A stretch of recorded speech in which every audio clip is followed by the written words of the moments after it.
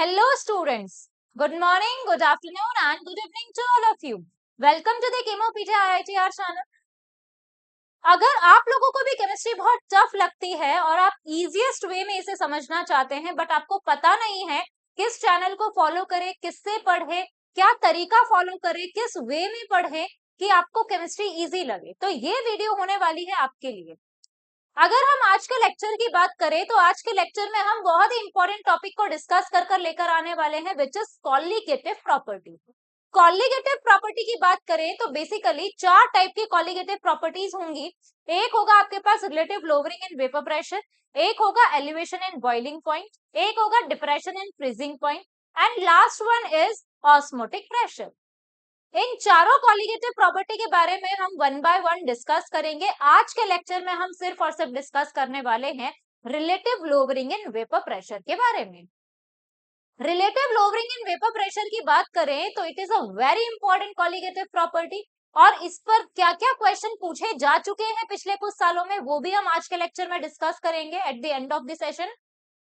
इसी टॉपिक के ऊपर relative lowering in vapour pressure का क्या रिलेशन होता है मोलालिटी से, क्या रिलेशन होता है मोल फ्रैक्शन से, ये सारी बातें हम कैलकुलेट कर लेकर आएंगे, ये सारे रिलेशंस हम निकाल कर लेकर आएंगे। तो अगर आपने अभी तक चैनल को फॉलो नहीं किया है, सब्सक्राइब नहीं किया है तो please do like share and subscribe the channel and don't forget to press the bell icon for the future notifications. आइए स्टार्ट करते हैं लेक्चर के साथ which is relative lowering in vapour pressure. आइए हेडिंग लिख लीजिएगा relative lowering in vapour pressure. तो सबसे पहले अगर मैं बात करूं कॉलीगेटिव प्रॉपर्टी की तो what is colligative property, what is colligative property. तो कॉलीगेटिव प्रॉपर्टी क्या होती है बेटा? कॉलीगेटिव प्रॉपर्टी एक ऐसी प्रॉपर्टी है जो डिफाइंड है किसके लिए? डाइल्यूट सोल्यूशन के लिए। किसके लिए डिफाइंड है बेटा? डाइल्यूट सॉल्यूशंस के लिए है। तो मैंने कहा it is the property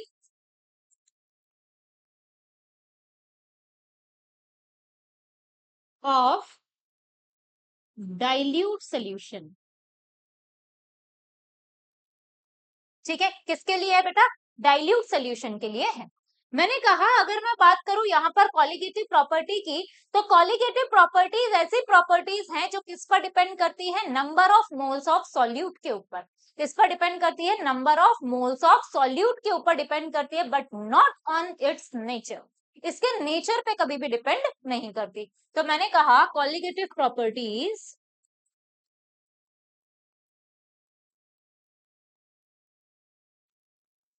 depends on the number of moles of solute but not on the nature of it। Clear है इतनी सी बात? मैंने कहा सॉल्यूट कैसा होगा यहाँ पर? Non volatile solute. कैसा होगा बेटा?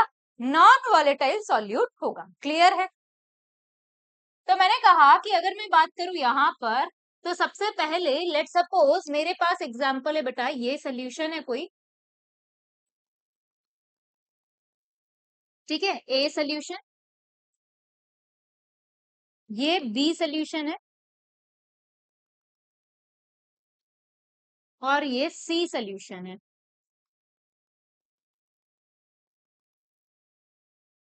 ठीक है, मैंने कहा यहां पर मैंने इसके अंदर डाल दिया है 30 ग्राम यूरिया। ठीक है, मैंने इसके अंदर डाल दिया है बेटा 90 ग्राम ग्लूकोज। ठीक है, मैंने इसके अंदर डाल दिया है 171 gram of sucrose which is C12H22O11। Clear है? आइए, तो मोल्स पर डिपेंड कर रही है सॉल्यूट के, सॉल्यूट मेरे यही है। तो मैंने कह दिया कि अगर मैं बात करूं यहाँ पर मोल्स ऑफ यूरिया की तो यूरिया का फॉर्मूला होता है NH2CONH2। क्लियर है? तो मैंने कहा अगर इसके मोल्स की बात करें तो मोल्स कितना हो जाएगा बेटा? तो इसका वेट कितना है? वेट बाय मोलर मास। तो वेट है आपका 30 ग्राम्स, मोलर मास इसका आता है बेटा 60, निकालेंगे तो कितना आ गया आपके पास? Half mole. मैंने कहा यहां पर अगर मैं बात करूं तो मोल्स ऑफ ग्लूकोज की तो मैंने कहा W/m, W कितना है बेटा 90 ग्राम, मोलर मास इसका कितना होता है 180 ग्राम पर मोल, तो मैंने कहा कितना आ गया यहाँ से हाफ मोल, ये भी कितना आया हाफ मोल। मैंने कहा यहाँ पर C12H22O11, तो मैंने कह दिया कि अगर मैं बात करूं यहाँ पर तो मोल्स कितने आ जाएंगे, वेट है 171 ग्राम डिवाइडेड बाय इसका मोलर मास आता है 342 ग्राम, तो मैंने कहा यहाँ पर भी कितना आ गया 1/2 मोल। यस और नो, तो मोल्स तीनों जगह इक्वल है। मैंने कहा यहाँ पर लेट सपोज कॉलिगेटिव प्रॉपर्टी आपकी ए,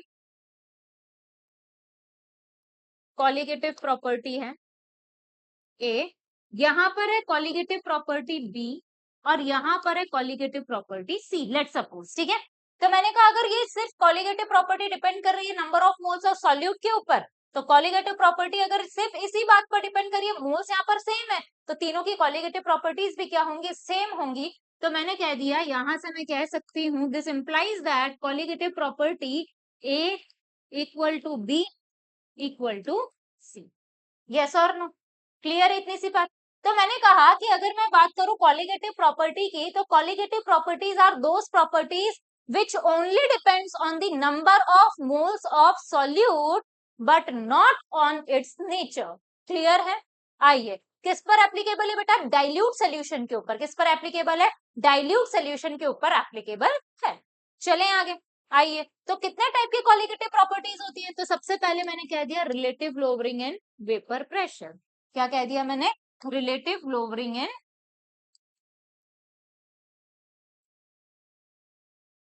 रिलेटिव लोअरिंग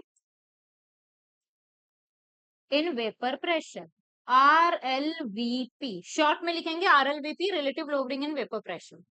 सेकेंड है बेटा एलिवेशन इन बॉइलिंग पॉइंट,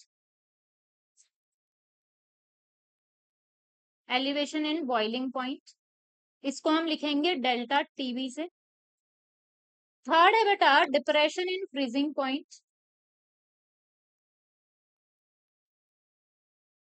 इसको लिखेंगे हम डेल्टा TF से। और फोर्थ है ऑस्मोटिक प्रेशर,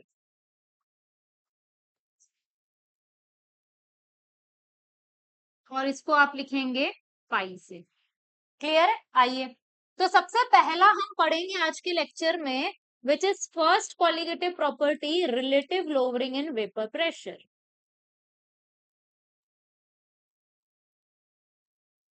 इन वेपर प्रेशर, क्लियर है। आइए, तो relative lowering in vapour pressure की अगर बात करें तो हेडिंग लिख लीजिएगा relative lowering in vapour pressure. तो सबसे पहले होता क्या है, तो मैंने कहा यहाँ पर हम क्या करते हैं कॉलिगेटिव प्रॉपर्टी में, हम सॉल्वेंट लेते हैं बेटा, ठीक है। ठीक है, ये सॉल्वेंट है जो कि किस नेचर का है बेटा, वॉलेटाइल नेचर का है। किस नेचर का है, वॉलेटाइल नेचर का। मैंने कहा इसी को हम मिक्स करते हैं किसके साथ, सॉल्यूट के साथ। और सॉल्यूट कैसा होता है यहाँ पर, नॉन वॉलेटाइल नेचर का। कैसा होता है बेटा, नॉन वॉलेटाइल नेचर का। तो मैंने कहा नॉन वॉलेटाइल नेचर का है ये सॉल्यूट, कुछ इस तरीके से।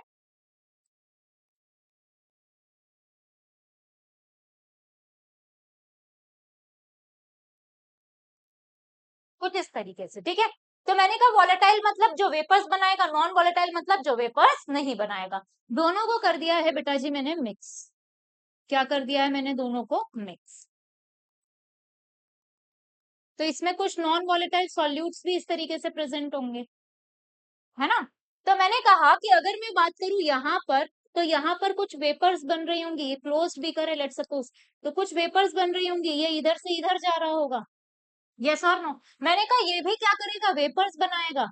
यस और नो, लेकिन मैंने कह दिया अगर ये वेपर्स बना रहा है, तो मैंने कहा इसके ऊपर वाले सरफेस के ऊपर कुछ नॉन वोलेटाइल पार्टिकल्स आकर बैठ चुके हैं, तो क्या इसकी वेपर्स बनने में इसको हेल्प करेगा, नहीं, इसको रिटार्ड करेगा। क्योंकि यहाँ पर पहले यहाँ से भी बाहर निकल रहा था, क्या इस बार यहाँ से बाहर निकल पा रही है वेपर, नहीं।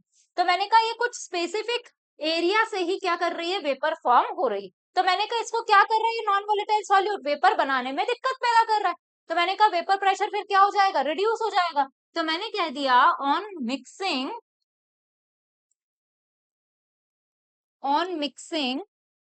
Non volatile solute the vapor pressure of solution decreases. Clear है इतनी सी बात? चलें आगे, आइए। तो मैंने कह दिया ये तो मेरा क्या है बेटा, सोल्यूशन है, और सोल्यूशन है तो इसके वेपर प्रेशर को मैंने लिख लिया, वेपर प्रेशर ऑफ सोल्यूशन को मैंने यहाँ पर लिख लिया पीएस से। किससे लिख लिया बेटा? पीएस से लिख लिया। क्लियर है? मैंने कहा ये सॉल्वेंट है तो सॉल्वेंट का कुछ ना कुछ वेपर प्रेशर होगा, ये नॉन वोलेटाइल सॉल्यूट है, इसकी कोई वेपर्स नहीं होंगी।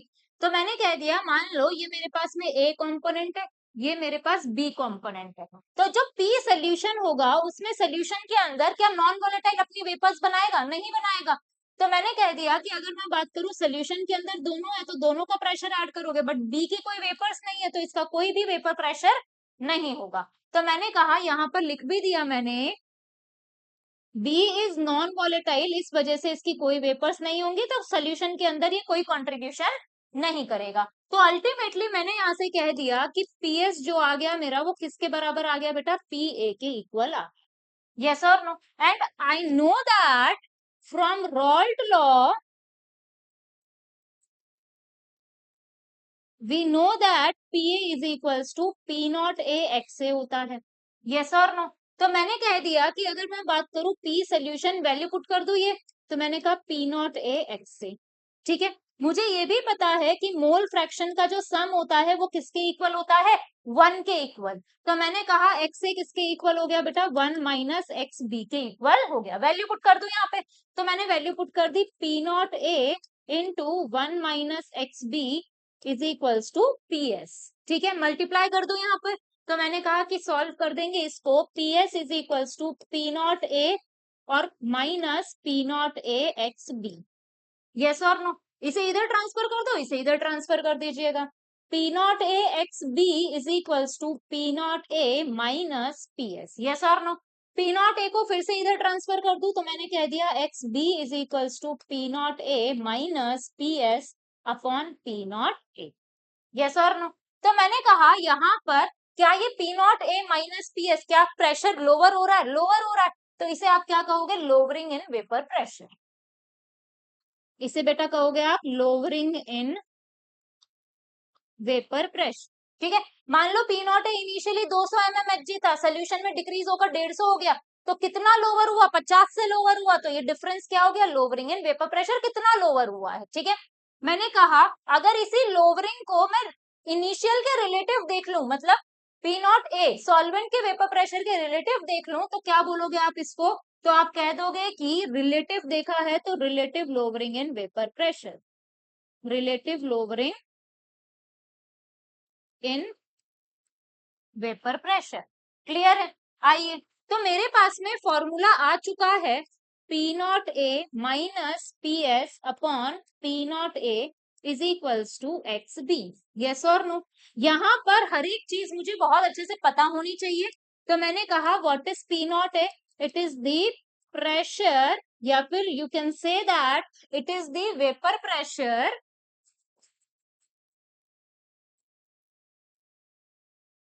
Of pure solvent, of pure solvent. ठीक है, या फिर आप कह सकते हो pure pressure of solvent.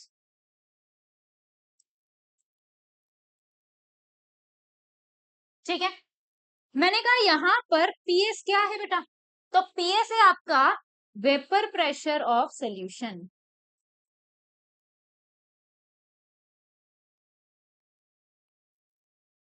Vapour pressure of solution. Clear है?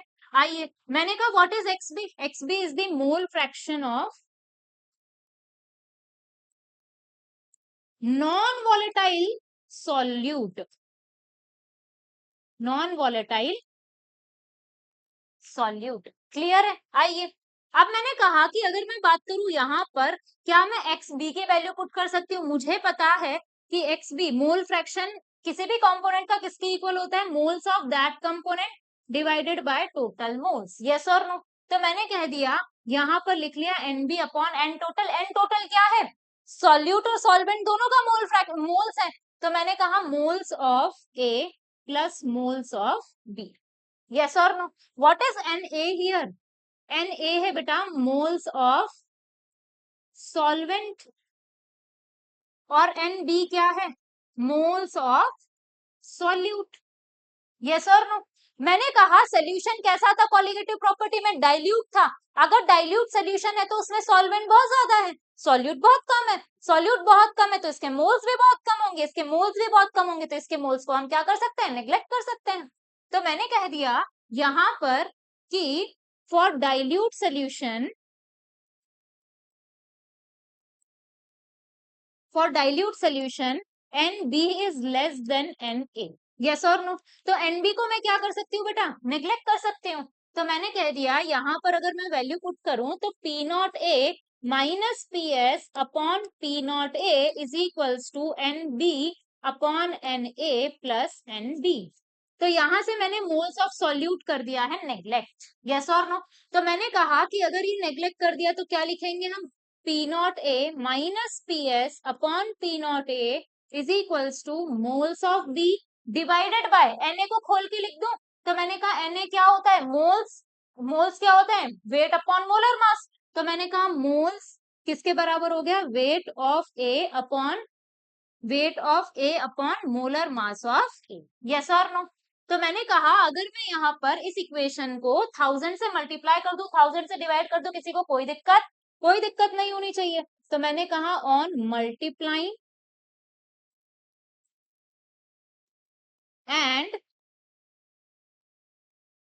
Dividing above equation by 1000. Yes और नो? तो मैंने कह दिया कि इक्वेशन क्या बन गई? P0A minus PS upon P0A is equals to NB upon WA और MA पलट के कहा चला गया? ऊपर. Into 1000 divided by 1000. यस और नो? तो मैंने कहा कि अगर मैं बात करूं मोलालिटी के फॉर्मूले की, तो मोलालिटी क्या होता है बेटा?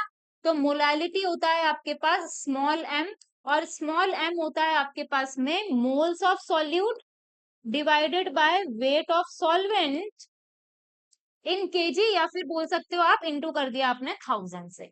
यस और नो? तो मैंने कहा क्या ये भी moles of solute upon weight of solvent है इंटू 1000 है, तो क्या ये वाला सारा मामला आपका मोलालिटी के इक्वल हो चुका है? बिल्कुल ये किसके इक्वल हो चुका है? मोलालिटी के इक्वल हो चुका है. तो मैंने लिख लिया यहां से, मैंने लिख लिया P0A minus PS upon P0A is equals to molality into molar mass of solvent upon 1000. Yes और नो? ये आ गया मेरा दूसरा फॉर्मूला. ठीक है, क्लियर है? और एक फॉर्मूला आपने पढ़ा है यहाँ पे, which is P0A minus PS upon P0A is equals to XB. Yes और नो? ये आपने फॉर्मूला पढ़ लिया है. क्लियर है इतनी सी बात? तो ये तीन बातें आपको याद होनी चाहिए, ये तीनों चीजें आपको पता होनी चाहिए. इसी से ही क्वेश्चन आता है और इसी से ही क्वेश्चन सॉल्व होता है. क्लियर है? सारे के सारे क्वेश्चन इन्हीं तीनों के इर्द गिर्द घूमते रहते हैं. ठीक है, इसके बाहर कुछ भी क्वेश्चन नहीं आता यहाँ पर RLVP से. क्लियर है? क्लियर इतनी सी बात? चले आगे, आइए तो डिस्कस करते हैं इसके ऊपर. क्वेश्चंस किस किस टाइप के आते हैं बेटा, और किस किस टाइप के क्वेश्चंस यहाँ पर बन सकते हैं, इसको हम डिस्कस करते हैं अभी. ठीक है, तो मैंने कहा सबसे पहला क्वेश्चन क्या हो गया आपके पास, देखिए. The vapour pressure of aqueous solution of glucose. What is it? Aqueous solution of glucose. मतलब आपको सोल्यूशन बोला है कि आपके पास जो पीएस है सोल्यूशन का, the vapour pressure of aqueous solution of glucose at this temperature is found to be 741 mmHg. Solution का प्रेशर हो गया 741 mmHg. Calculate the molality of the solution. क्या निकालना है बेटा? Molality. If the vapour pressure of the pure water का vapour pressure मतलब P0 solvent आपको दे दिया है कितना? 760 mmHg. क्लियर है? फॉर्मूला लगा दे. तो मैंने कहा क्या फॉर्मूला था? P0 solvent minus PS upon P0 solvent is equals to molality into molar mass of the solvent divided by 1000. yes or no? तो मैंने कहा पी नॉट सॉल्वेंट कितना है 760 माइनस पीएस कितना है 741 divided by P not solvent कितना है 760 is equals to molality तो आपको निकालनी है, एम से रिप्रेजेंट कर दिया, मोलर मास सॉल्वेंट, सॉल्वेंट क्या एक्वस सोल्यूशन पानी है, तो पानी का आपके पास में H2O, मोलर मास कितना होता है बेटा 18 होता है, तो मैंने कह दिया 18 अपॉन 1000, तो मोलालिटी कितनी आ गई आपके पास, मोलालिटी आ गई आपके पास 1000 इंटू 760 में से 741 गए, कितने बचे, ये 9 और 10 19, ठीक है, और आपके पास आ गया 760 मल्टीप्लाई बाय 18, कितना आ गया मल्टीप्लाई बाय 18, क्लियर इतनी सी बात, तो आपने कह दिया ये 0 से 0 कट हो गया, कितना आ गया ये 2 9, ये आ गया आपके पास 50 और ये हो गया, ये हो गया आपके पास 13 नहीं, तो ये आ गया आपके पास 50 इंटू 19 अपॉन 76 इंटू 9, क्लियर है इतनी सी बात। आइए इसको जरा हम सॉल्व कर लेते हैं एक बार कैलकुलेटर से ताकि हमारा टाइम बचे।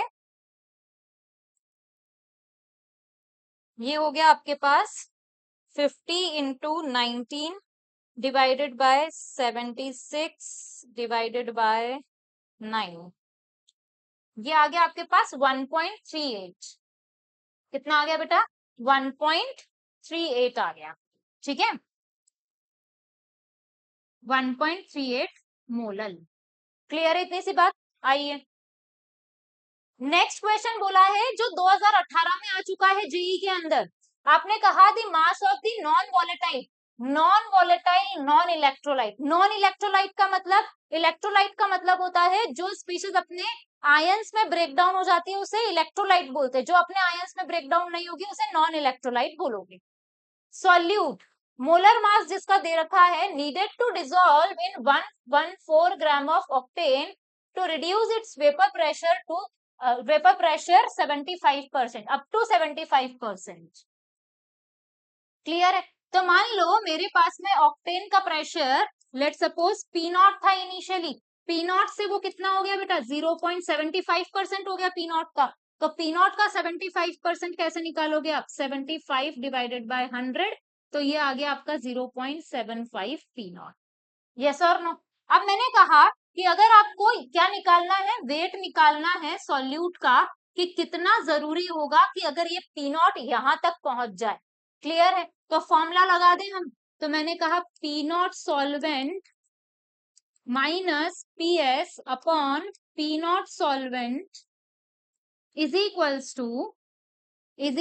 To molar mole fraction of non volatile solute, तो मैंने लिख लिया moles of B divided by moles of A plus moles of B, तो मोल्स ऑफ बी तो बहुत कम होंगे, आपने कर दिया इसको नेग्लेक्ट, तो ये किसके बराबर आ गया N B divided by N A, clear है इतनी सी बात। आइए अब मैंने कहा कि वैल्यू पुट कर दी पी नॉट सॉल्वेंट कितना था बेटा पी नॉट माइनस कहां तक पहुंच गया 0.75 P naught upon P naught is equals to moles of B, क्या हो गया weight of B divided by molar mass of B upon moles of A divided by molar mass of A, yes और no, पलट के ऊपर चला जाएगा fraction reverse, P not में से 0.75 पी नॉट गया, कितना बचा 0.25 P naught upon P naught is equals to weight of B तो मुझे निकालना है, मोलर मास बी का दे रखा है आपको 50 into molar mass of A, octane है आपके पास, सॉल्वेंट क्या था C8H18 था, चेक कर लो एक बार, सॉल्वेंट था आपके पास C8H18, ठीक है, तो कितना आ गया बेटा ये 12 इंटू 8 प्लस 18 कितना आया 96 प्लस 18, 8 और 6 कितने हो गए बेटा ये 14, 10 और 1 11, 114, तो आपने कह दिया मोलर मास आ गया 114, अब आपको ये अच्छा ये डब्ल्यू बी है,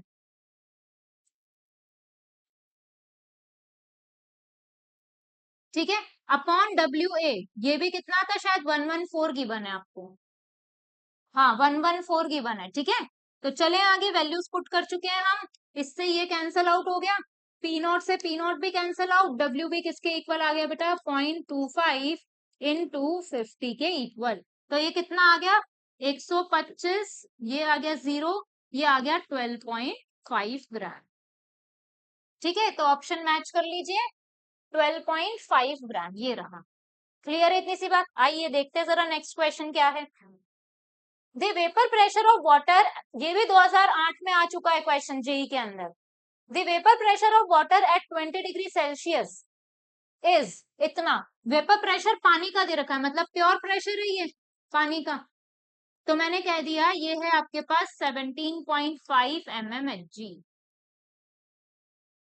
if 18 gram glucose is added to the this gram water, glucose का वेट है solute 18 gram, weight of solvent कितने में डिसॉल्व किया है ये 178.2 ग्राम में at 20 degree Celsius, then vapour pressure of solution आपको बताना है, पी सोल्यूशन आपको बताना है।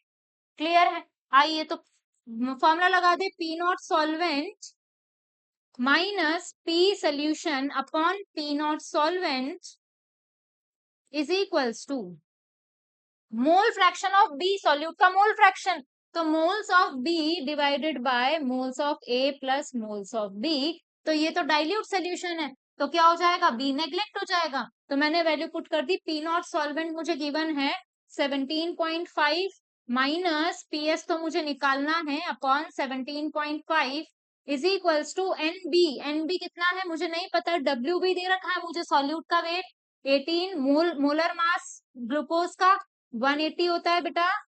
ए सॉल्वेंट क्या है मेरे पास वाटर है, इसका वेट मुझे सॉल्वेंट का दे रखा है 178.2, इसका मोलर मास कितना होता है बेटा वाटर का 18, ऊपर जाएगा तो fraction reverse, 17.5 minus P S upon 17.5 is equals to 18 upon 180 into 18 upon 178.2, 18 से ये कट गया 10, ठीक है, ये आ गया आपके पास, तो आपने कह दिया कि इससे क्या कर लोगे आप, इसे सॉल्व करेंगे, तो आपने कहा इसको इधर ट्रांसफर कर दो, 17.5 minus P S is equals to 18 upon 10 into 178.2, और ये इधर आ गया तो ये हो गया आपका 17.5। क्लियर है? इसे जरा हम सॉल्व कर लेते हैं एक बार,